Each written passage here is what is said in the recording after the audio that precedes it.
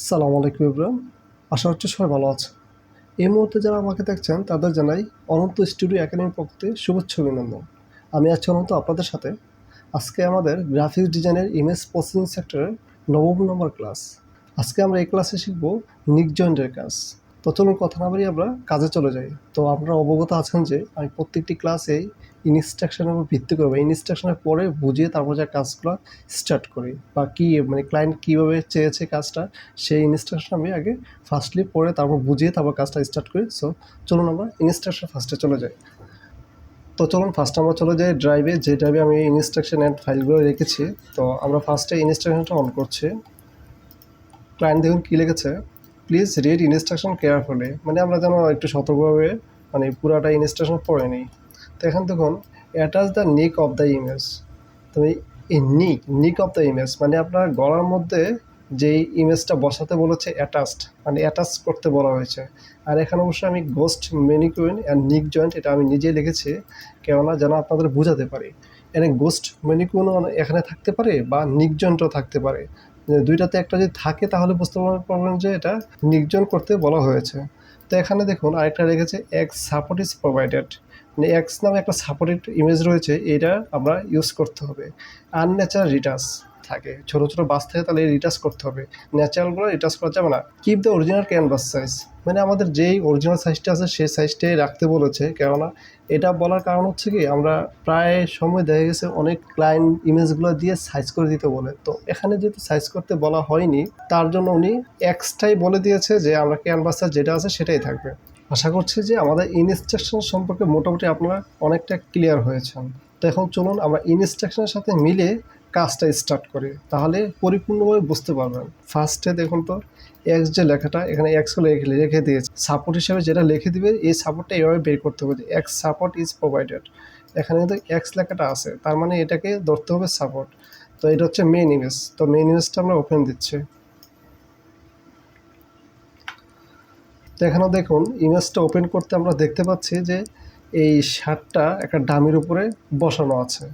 তো আমাদের করতে হবে, এখানে বলা হয়েছে যে অ্যাটাচড করার জন্য কোনটা, নিক শটটা, এই গলার সাইডটা। তো গলার সাইডটা দেখেছেন তো যে এখানে ডামির উপরে বসানো রয়েছে। তো এখানে পরিপূর্ণভাবে আমরা পিছনের সাইডটা দেখতে পাচ্ছি না। তো এখানে ক্লায়েন্টের রিকোয়ার্ড হচ্ছে পিছনে যেটা বসিয়ে দেওয়ার জন্য, তো বসিয়ে দেওয়ার জন্য সাপোর্ট হিসেবে কিন্তু আমাদের দিয়ে দিয়েছে এই সাপোর্ট ইমেজটা। তো আমরা এই সাপোর্ট ইমেজটা একটাতে ওপেন দিই, তাহলে দ্বিতীয় ট্যাবে ওপেন হয়ে যাবে, বা পরেও ওপেন দিতে পারি। তো আমরা ফার্স্টে করতে হবে এটাকে ক্লিপিং করে নিতে হবে। এই পূর্ণাঙ্গ ক্লিপিংয়ের উপর একটা ক্লাস রয়েছে আমার সেকেন্ড নাম্বার ক্লাসটি। এই সেকেন্ড নাম্বার ক্লাসটি পুরোপুরিভাবে দেখবেন, তাহলে আপনার ক্লিপিংয়ের উপরে যে কোয়ালিটি লাগবে বা ক্লিপিং কীভাবে লাগবে এ টু জেড পূর্ণাঙ্গ ক্লাসটি ভালো করে দেখে আসবেন, প্র্যাকটিস করবেন। কারণ এই ক্লিপিং কিন্তু প্রত্যেকটা কাজের মধ্যে লাগছে। অবশ্যই আপনাদের ফার্স্টে আমি বলেছিলাম যে ক্লিপিংয়ের কাজটা করার সময় যে ক্লিপিং কাজটা প্রত্যেকটা কাজের মধ্যে লাগবে, যতগুলো কাজ করবেন আপনার প্রত্যেকটা কাজের মধ্যে ক্লিপিং লাগবে। সো এই ক্লিপিংটা খুবই ইম্পর্টেন্ট, ভালো করে শেখা। ওকে, তো চলুন আমরা আগে ক্লিপিংটা করে নিই।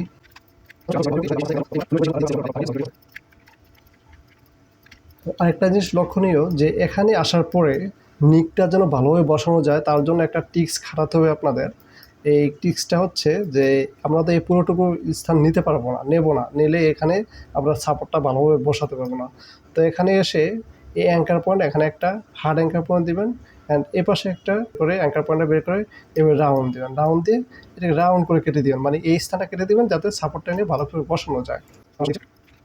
তা আবারও ঠিক একটা জিনিস মনে রাখবেন, যেন এই অ্যাঙ্কার পয়েন্টগুলো সোজা থাকে, মানে এটা দ্রুত যতটুকু, মানে আপনারা দেখেন যে এখানে যে আমরা এই রোলারটা টেনেছি, রোলারটা আসবে হচ্ছে যদি আপনারটা ফল্টভাবে থাকবে না, ডিফল্টভাবে, তবে কন্ট্রোল আর ক্লিক করলে এখানে প্রথমত ডিফল্টভাবে থাকবে, আর কন্ট্রোল আর ক্লিক করলে এখানে আপনাদের রোলার যে অপশনটা সেটা চলে আসবে। তো এখানে ধরে ক্লিক করে নিচে দিয়ে নিয়ে আসতে পারবেন রোলারটা, দেন স্কেলটা টানতে পারবেন আর কি, স্কেলটা টেনে সোজা রাখবেন। তাহলে সুবিধা হচ্ছে আপনি এখানে কতটুকু উপরে নিয়েছেন, এখানে কতটুকু উপরে নিতে হবে সেটা আপনি মাপকাঠি পেয়ে যাবেন। তো এখানে এই মাপকাঠিটা দিলে আপনার দেখবেন কোয়ালিটিটা অনেক বেটার হবে নিকের জন্য।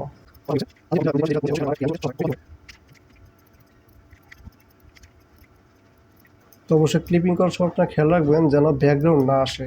ইমেজ অবশ্যই নিক জয়েন্ট অ্যান্ড সেমিটিক এই কাজগুলো করার সময় একটু ইমেজ কাটো, নো প্রবলেম, তবে ব্যাকগ্রাউন্ড আসা যাবে না। ব্যাকগ্রাউন্ড যদি আসে তাহলে আবার কোয়ালিটি ফল্ট হয়ে যাবে।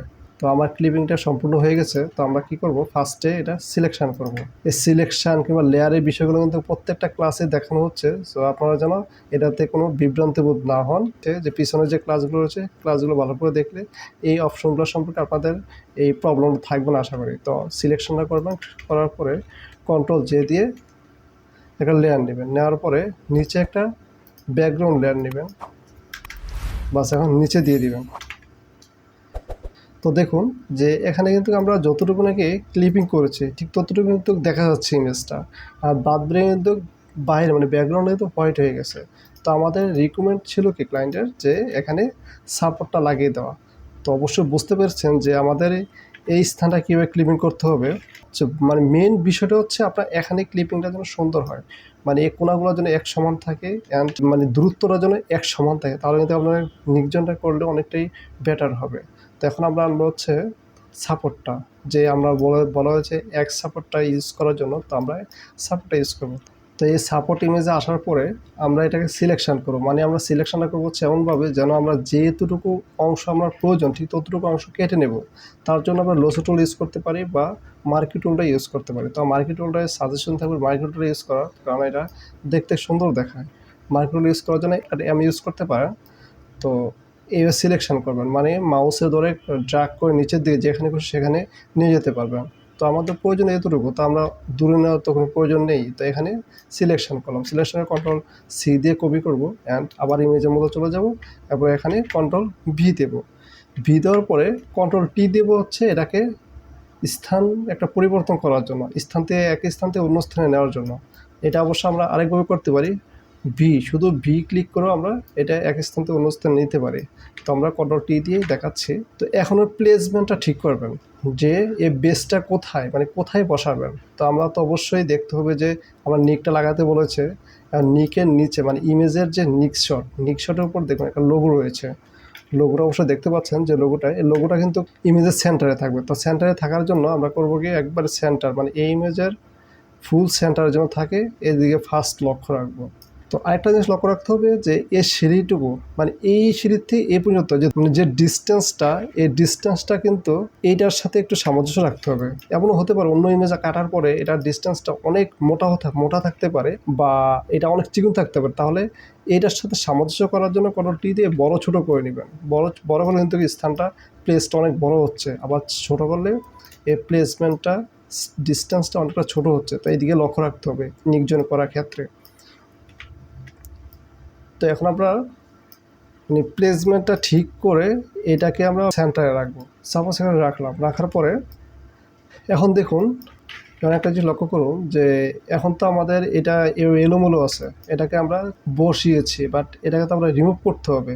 এই যে সাপোর্টটা বসানোর পরে বাকিটুকু যতটুকু আমার কাজে লাগবে ততটুকু রেখে বাকিটুকু রিমুভ করতে হবে। করবো হচ্ছে ক্লিপিংটাকে যতটুকু রাখবো ততটুকু ক্লিপিং করে বাদ বাকিটা রিমুভ করে দেবো। তার জন্য হচ্ছে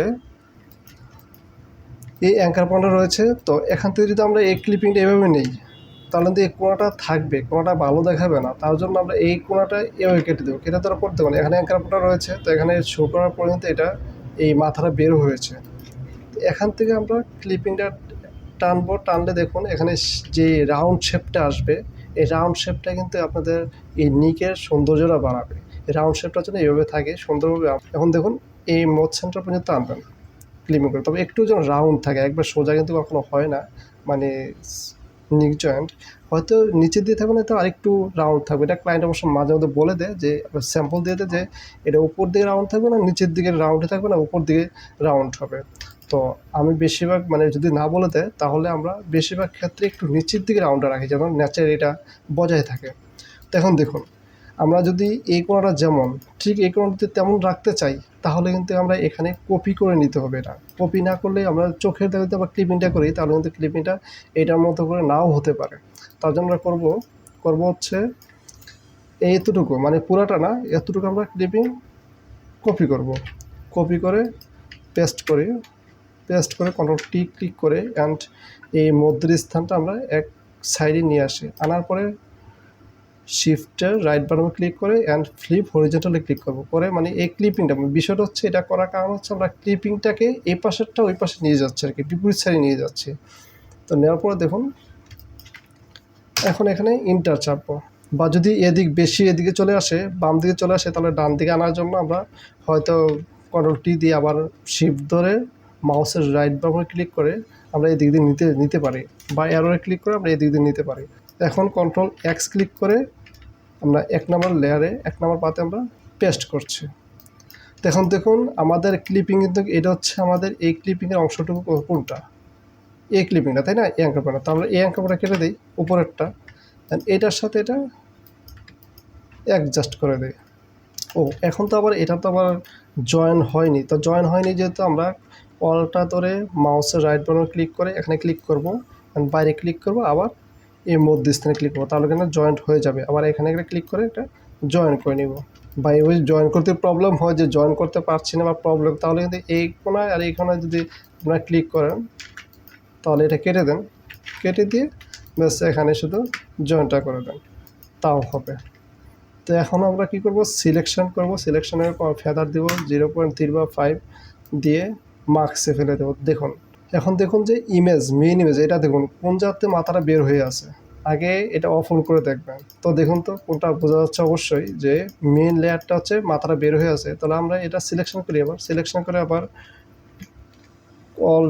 কন্ট্রোল শিফটে আইয়ে ক্লিক করে ইনভার্স, তো আমরা এখন আবার সিলেকশন করি, কিংবা এখানে আবার মেইন ইমেজটা সিলেকশন করি, পরে ফেদার দিয়ে পরে কন্ট্রোল শিফটে আইয়ে ক্লিক করে ইনভার্স করে অ্যান্ড এটাকে ডিলিট করে দিই।